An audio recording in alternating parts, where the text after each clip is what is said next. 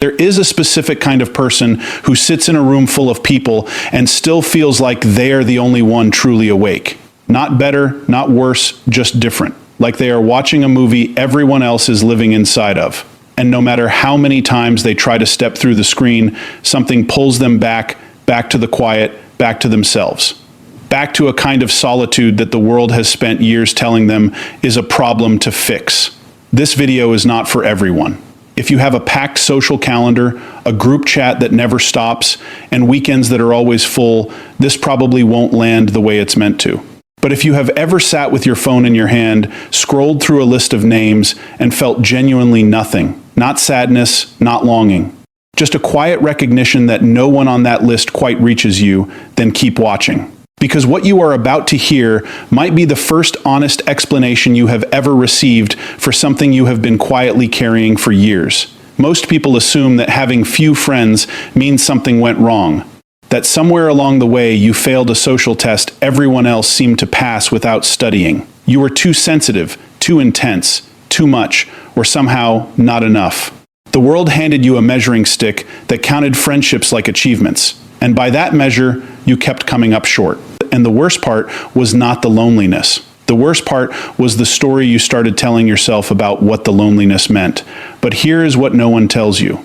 There is a specific psychological profile, rare, precise, and deeply misunderstood, that almost always ends up with fewer friends, not because of failure, not because of fear, but because of how they are fundamentally wired to experience other human beings. And once you understand that wiring, everything changes. Not just how you see your social life, but how you see yourself. Empaths feel the world in a register most people never access. When someone walks into the room carrying grief they haven't spoken out loud yet, the empath feels it before a word is exchanged. When a conversation shifts from genuine to performed, the speaker's tone becomes more insincere. The empath notices the exact moment it turns, not intellectually but physically, like a pressure change in the air. This is not a metaphor. Research in social neuroscience has consistently shown that highly sensitive individuals process emotional stimuli more deeply, more thoroughly, and through more areas of the brain than the average person. They are not imagining what they feel. They are receiving more signal than everyone else in the room. Now, think about what that means in a social context. Every interaction, every conversation, every gathering, every relationship is not just an exchange of words and time. For an empath, it is an immersive experience. You are not just talking to someone. You are absorbing their emotional state, processing their unspoken needs, regulating the energy of the space, and managing your own internal experience all at the same time. And then you go home and you are exhausted in a way that sleep does not fully fix. This is the first thing people get wrong about empaths with few friends. They assume the small circle is a result of something missing, a deficit of social skill, a wound that never healed, a fear of intimacy dressed up as preference. But pull back the lens and a completely different picture emerges. The small circle is not a failure of connection. It is the result of an extraordinarily high standard for what connection actually means. You have sat in conversations that felt like performances. You have been in friendships that required you to edit yourself before every interaction to sand down the parts that were too honest, too deep, too direct, too much. You'd have smiled at the right moments, laughed at the right jokes, shown up when it was expected, and driven home afterward feeling more alone than if you had stayed in by yourself. And at some point, quietly without announcement, you stopped. Not dramatically, not with confrontation or closure. You just stopped showing up because you finally understood something that most people spend their whole lives avoiding. The loneliness of being misunderstood while surrounded by people is far heavier than the loneliness of simply being alone. That is not isolation. That is discernment. And the difference between those two things is everything. Here is the contrast no one draws clearly enough. Isolation is fear wearing the mask of preference. It is retreating because the world feels threatening, because vulnerability feels dangerous. Because connection carries a risk you are not willing to take. Isolation shrinks you. It cuts you off from things you actually want. It is avoidance in a quiet room, and somewhere underneath it there is ache. Discernment is different. Discernment is choosing based on what you know about yourself, about what genuine connection costs you, about what you are willing to give and what you are not. Discernment does not ache in the same way. It has a kind of clarity to it, a steadiness.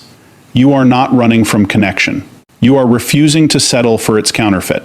And that refusal, that precise, uncompromising refusal, is what leaves an empath with a very small, very quiet, very honest social world. The question is not why empaths end up with few friends. The question is why we have spent so long treating that outcome as a symptom instead of a signal. Because here's the thing about signals. They carry information. And the information this one carries once you learn to read it clearly. Do S not point towards something broken. It points towards something rare. Something that most people will spend their entire lives searching for in crowded rooms and never find a relationship with their own inner world that is so complete, so honest, so fully inhabited that external noise starts to feel like interference rather than comfort. You are not someone who failed at friendship. You're someone who cannot fake it. And in a world built almost entirely on social performance, that is not a small thing. That is not a flaw to correct. That is a compass.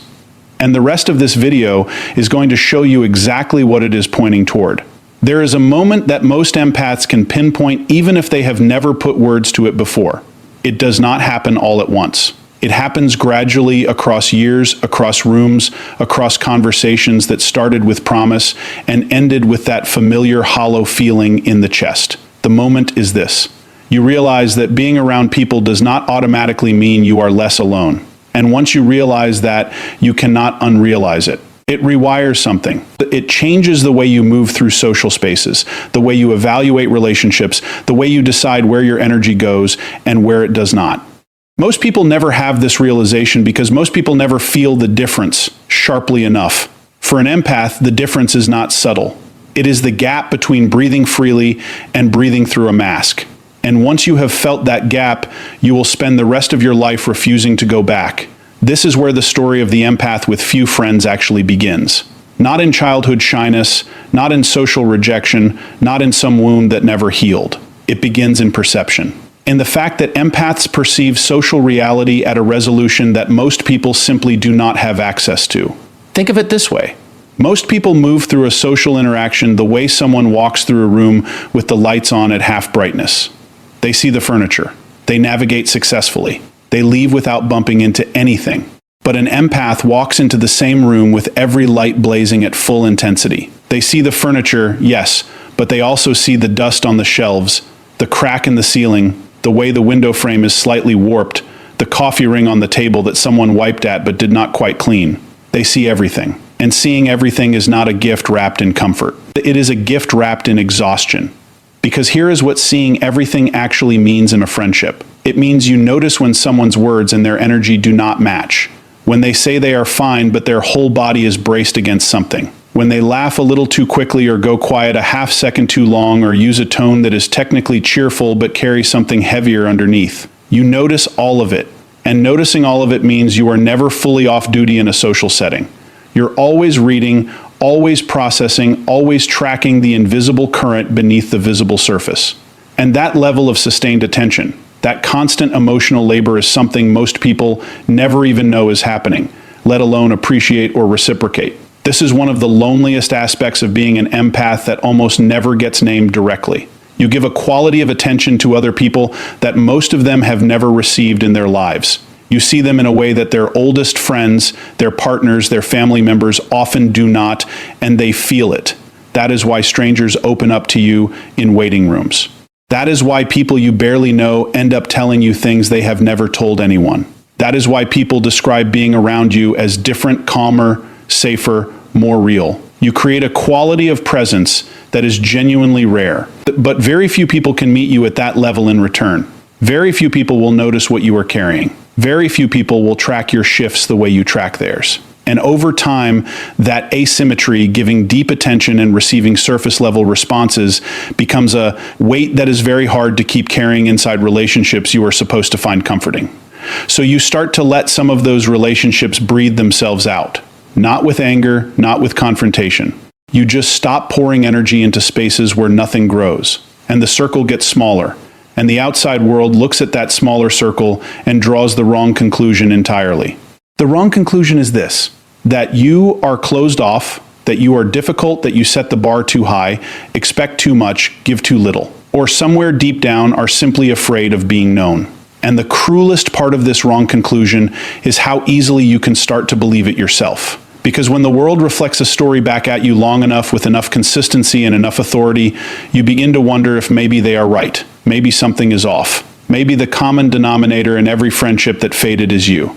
Maybe you are too sensitive, too selective, too unwilling to meet people where they are. But here is what that conclusion gets completely backwards. Empaths do not have few friends because they are unwilling to meet people where they are. Empaths have few friends because they have spent years meeting people where they are at an enormous personal cost, and they finally learn to stop doing it without receiving anything close to the same in return. That is not closed off. That is hard-won wisdom. That is the kind of knowledge that only comes from living through enough one-sided connections to final. What recognize the pattern and recognizing a pattern is not the same as giving up on people. It is refusing to be erased by them. There is a specific kind of clarity that arrives after you stop forcing connections that were never mutual. It is not the clarity of bitterness. It is quieter than that, cleaner. It feels less like a door closing and more like a fog lifting. Suddenly, you can see your own preferences, your own rhythms, your own needs, without the static of maintaining relationships that never quite fit. You start to notice what actually restores you versus what merely distracts you. You start to notice the difference between time spent alone and time spent lonely. And you realize those are two completely different experiences that the world has been collapsing into. One word, your entire life, time spent alone for an empath is not empty. It is the opposite of empty. It is where you process everything you absorbed during your last social interaction. It is where you finally get to exist at your own frequency without adjusting, without managing, without being responsible for anyone else's emotional weather. It is not a consolation prize for failed connection. It is a genuine need as real and as legitimate as the need for water or sleep. And treating it as something lesser, treating it as evidence of a problem is like telling someone their need for rest is a character flaw. The empaths who finally understand this stop apologizing for the size of their circle. Not because they stop caring about connection, but because they finally understand that the depth of a connection is not determined by how many of them you have. And one relationship where you are fully seen, fully known, fully met, without performance, without editing, without shrinking, is worth more than 100 relationships built on the polished, carefully managed version of yourself that you send out into the world so other people feel comfortable. That is the shift. And once it happens, everything that came before it starts to make a different kind of sense. There is a question that sits at the center of every empath's social history, usually unasked, almost always unfelt at a conscious level, but present in every friendship that faded, every gathering that drained them, every relationship that ended, not with a fight, but with a slow and quiet drift. The question is not, why do I have so few friends? That is the surface question. The question underneath it, the one that actually carries weight, is this: why does being known feel so rare when I am someone who works so hard to know others? That gap between how deeply you see people and how rarely people see you with the same depth is the central wound of the empath's social experience. And until it is named clearly and honestly, it will keep being misread as a personal failing rather than what it actually is: a structural mismatch between how you experience connection and how most of the world is built to offer it. Connection for most people happens on a horizontal plane. It is built through shared activities, shared time, shared history. You go to the same school, you work in the same office, you grow up in the same neighborhood. And over time, through proximity and repetition, something that functions as closeness develops. It is real in its way. It serves a purpose. It gives people a sense of belonging, a social identity, a network of familiar faces. But it is built primarily on the outside, on what you do together, where you go together, what you have in common on the surface. And for many people, that is enough. For many people, that horizontal connection is what friendship means, what it feels like, what it is supposed to be. For an empath, horizontal connection is not enough. It never was. Even as a child, before you had the language for it, you were not satisfied by proximity alone. You wanted to know what people actually thought when they were not performing. You wanted the conversation that happened after the polished version ended. You wanted to sit with someone in their uncertainty, their doubt, their unresolved questions, not because you were drawn to pain, but because that was where you felt the realness of another person. That was where connection stopped being a social transaction and started being something genuine. You were always reaching for a vertical kind of connection, one that went down instead of across into depth, instead of across surface. And the world is not built for vertical connection. The world is built for horizontal connection. It's social scripts, it's small talk, it's gatherings and group chats and social media feeds. All of it is optimized for breadth, not depth, for managing impressions, not revealing truths, for staying comfortable, not getting real. And every time you tried to go deeper in a space that was designed to stay shallow, you hit the same invisible wall. People would pull back, change the subject, laugh it off, snorts, redirect towards something safer. And you would feel that redirect in your body like a small closing door. And you would smile and adjust and file away another data point about this particular person's capacity for depth. And quietly, without making a scene, you would move them to a different category in your internal understanding of your world. This is not coldness. This is not judgment. This is an empath learning through years of gathered evidence who can hold real weight and who cannot. Who can sit with an honest question and who needs to deflect it. Who shows up the same in the dark as they do in the light and who only exists in the comfortable middle. You are not ranking people. You are reading them, and what you have read over and over and over again is that genuine vertical connection is rare. Not because people are bad, but because depth requires a kind of courage and self-awareness that most people have never been asked to develop. So what happens to an empath who keeps reaching for depth in a world that keeps offering surface? One of two things. Either they exhaust themselves performing horizontal connection, showing up, fitting in, saying the right things, maintaining relationships that feel like wearing shoes 2 sizes too small, or they stop, they pull back. They narrow the circle to the people who have actually shown them they can go deep, and they let the rest quietly fall away. And from the outside, that second choice looks like withdrawal. It looks like social failure. It looks like someone who gave up, or someone who never really tried, or someone who thinks they are better than everyone else and cannot be bothered.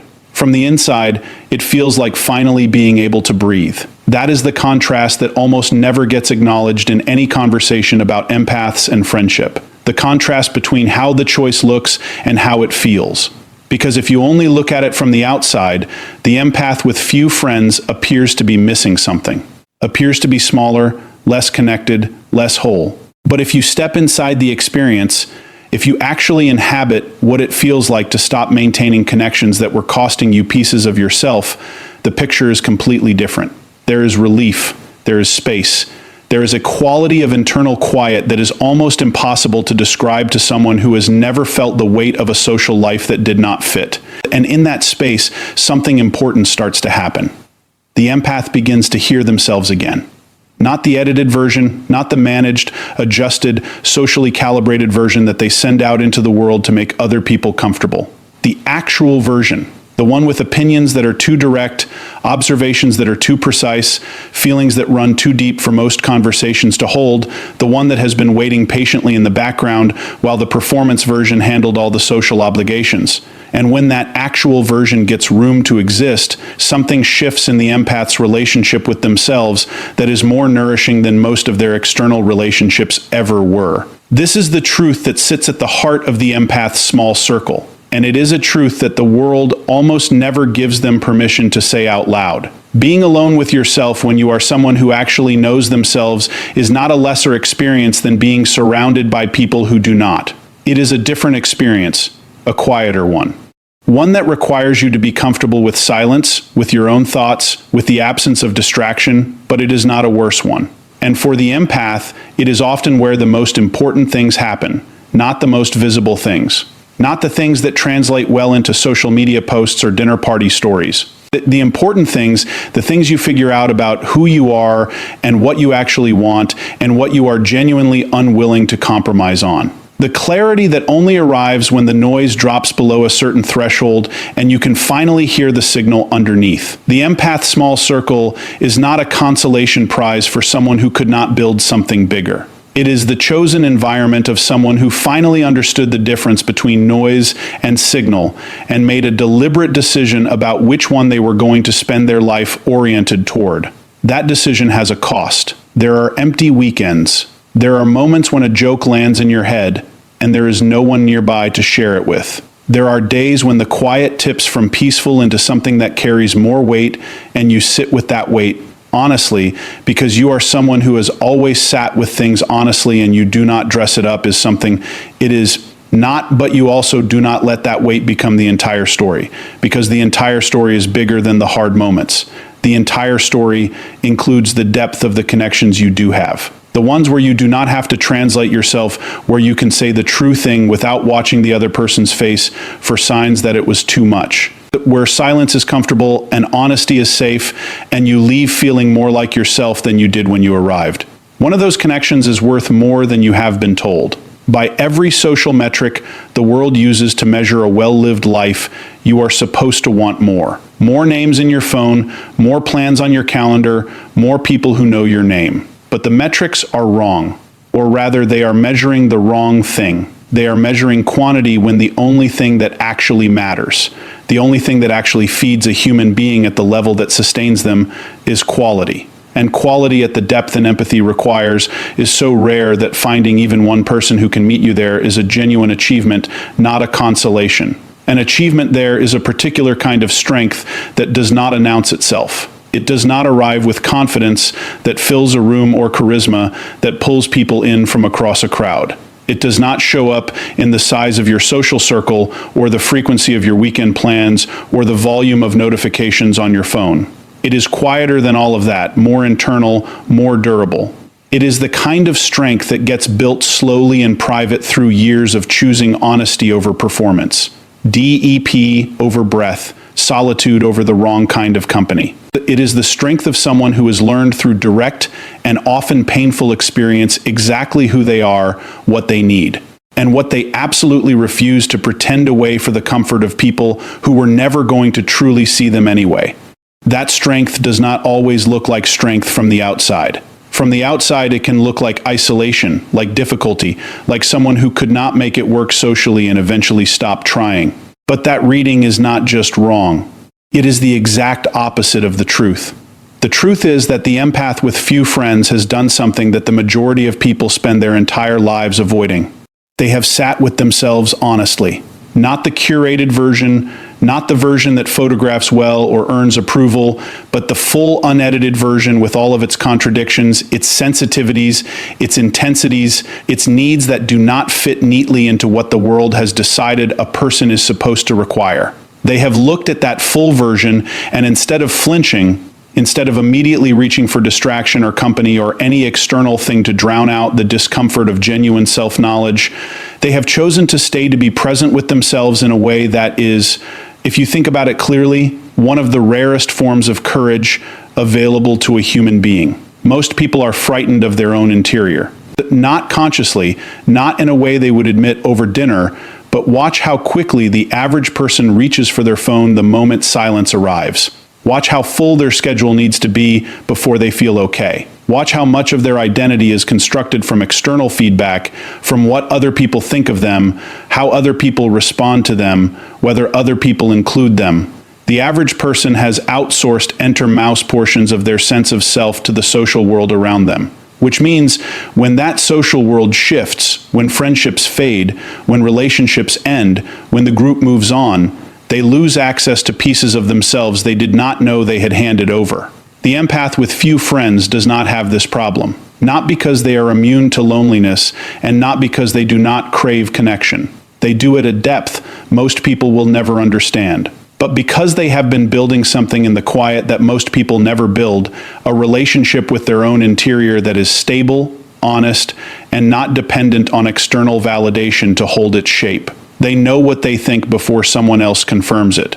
They know what they feel before it gets named by someone else's reaction. They know what they value, what they cannot compromise, what lights them up, and what quietly extinguishes them, not because they read it in a book or heard it in a conversation, but because they have had enough silence to actually listen to themselves. And that kind of self-knowledge is a form of wealth that does not show up on any social ledger, but sustains a person through things that social popularity simply cannot. Here is something worth sitting with. The most important relationship of your entire life is not the one you will find on the outside. It is not the perfect friendship, the deep partnership, The rare person who finally sees you the way you have always wanted to be seen. Those things matter. They are real, and they are worth waiting for, and they are worth protecting when they arrive.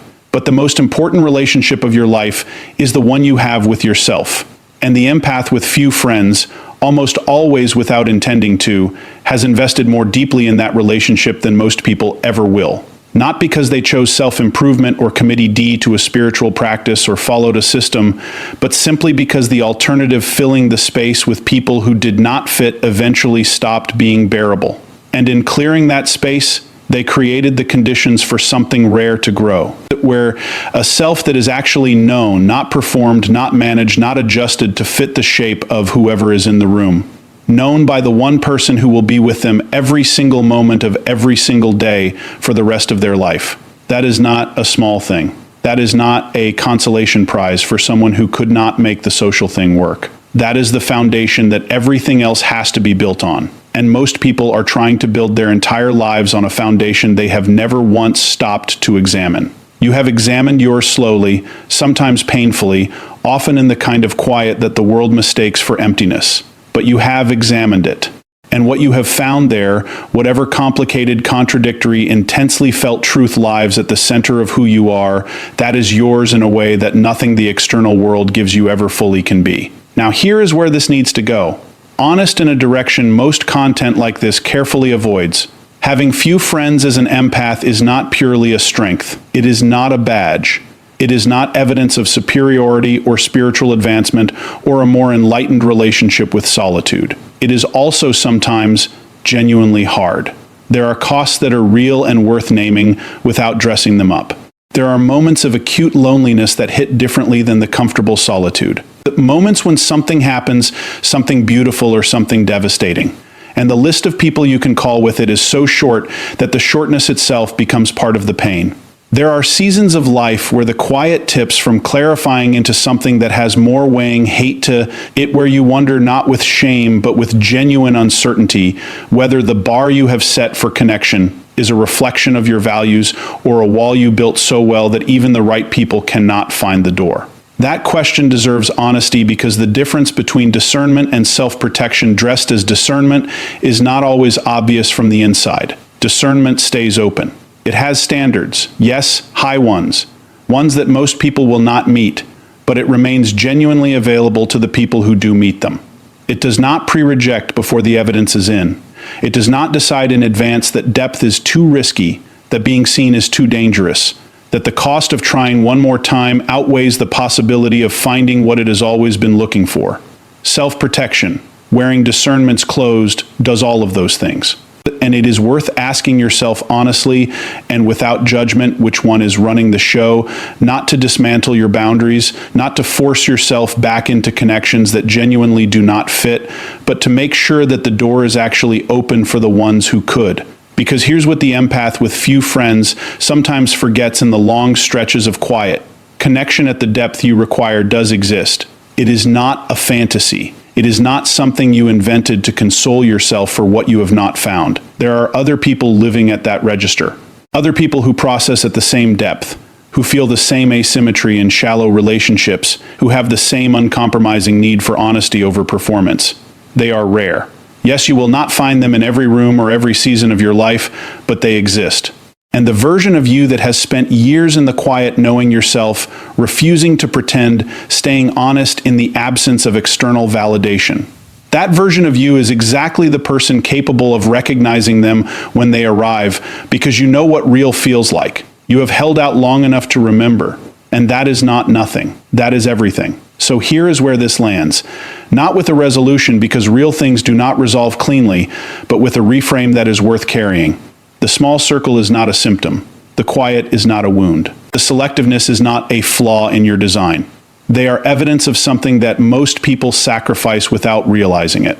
The refusal to disappear into a version of your life that does not actually fit you. That refusal has a cost. You know the cost. You have paid it in empty weekends and unanswered questions and the particular ache of feeling like the world is speaking a language that is almost but not quite yours.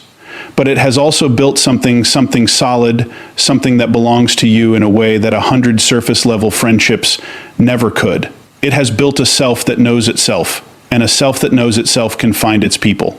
Not by lowering the standard, not by pretending the depth does not matter, but by staying present, staying honest, and trusting that what is rare is not impossible, just worth waiting for. You are not broken.